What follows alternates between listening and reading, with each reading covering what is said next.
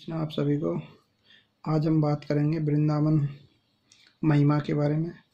वृंदावन जैसा कि नाम से पता चल रहा है, वृंदा माने तुलसी, वन माने जंगल या तुलसी का वन या तुलसी का जंगल, के कुछ भी कह सकते हैं हम। वृंदावन, तो हम वृंदावन की महिमा के बारे में बात करेंगे। वृंदावन एक सिर्फ तीर्थ ही नहीं है, वृंदावन ठाकुर जी का निज धाम है। यहाँ स्वयं ठाकुर जी विराजते हैं, श्री वृंदावनेश्वरी जहाँ रहती हैं। तो वृंदावन की महिमा क्या है? अगर हम वृंदावन की महिमा के बारे में जानेंगे तो हम एक पुराणों के अनुसार एक कथा आती है, तो जिसमें नारद मुनि हरिनाम का जाप करते हुए और प्रयाग यानी जो इलाहाबाद था, इस समय प्रयागराज जो है, जिनको तीर्थराज भी कहते हैं, तो तीर्थराज जी के यहाँ गए। तो नारद जी को देख के तीर्थराज जी ने उनका आदर सत्कार बड़े अच्छे तरीके से किया और अपने तीर्थराज होने की कहानी उनको बताई।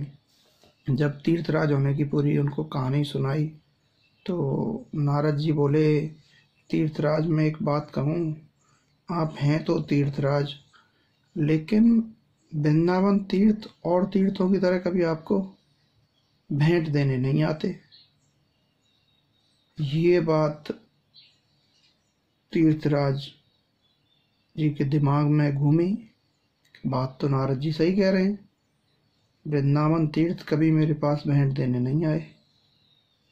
अब इसी बात को मन में सोच के वो तीर्थराज जी प्रयाग सीधे पहुंचे भगवान के पास।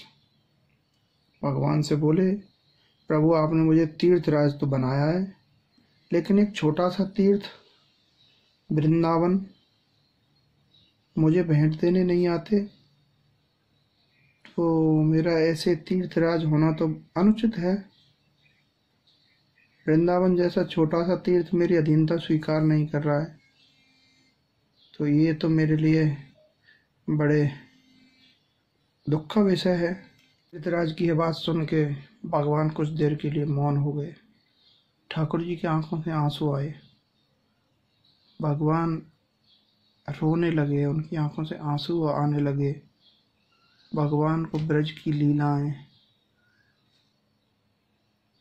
श्री राधा जी, गोपांगनाएं, ब्रज के रास विलास, सब कुछ उनको याद आने लगा। अंदर से वो ब्रज के बारे में सोचने लगे। थोड़ी देर के लिए भगवान स्तब्ध हो गए, उनकी बात याद करते हुए। ब्रज में उन्होंने इतनी लीलाएं की, सब कुछ।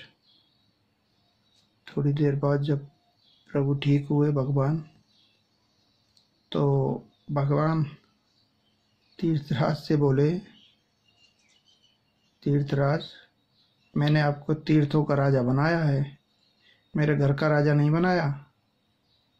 वृंदावन मेरा घर है, मेरा घर ही नहीं, मेरी प्राण प्रिया श्री राधा की परम विहार स्थली है। वहाँ की अधिपति ईश्वरी तो वही हैं, वे ही वृंदावन में रहती हैं, मैं भी सदा वहाँ निवास करता हूँ।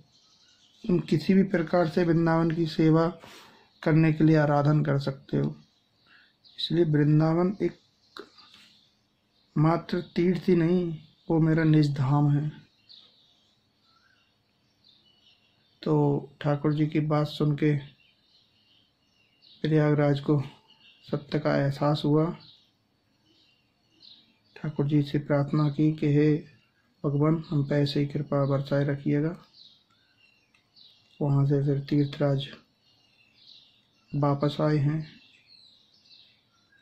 धन्यवाद। ये छोटी सी एक कथा थी वृंदावन महिमा के बारे में। और वृंदावन की महिमा को तो हम जैसे तुच्छ प्राणी क्या बखान करेंगे, बड़े बड़े संत हैं, सब कुछ बताते हैं, लेकिन वृंदावन की महिमा अपरंपार है, जिसको जानना उच्च कोटि के संतों का कार्य है।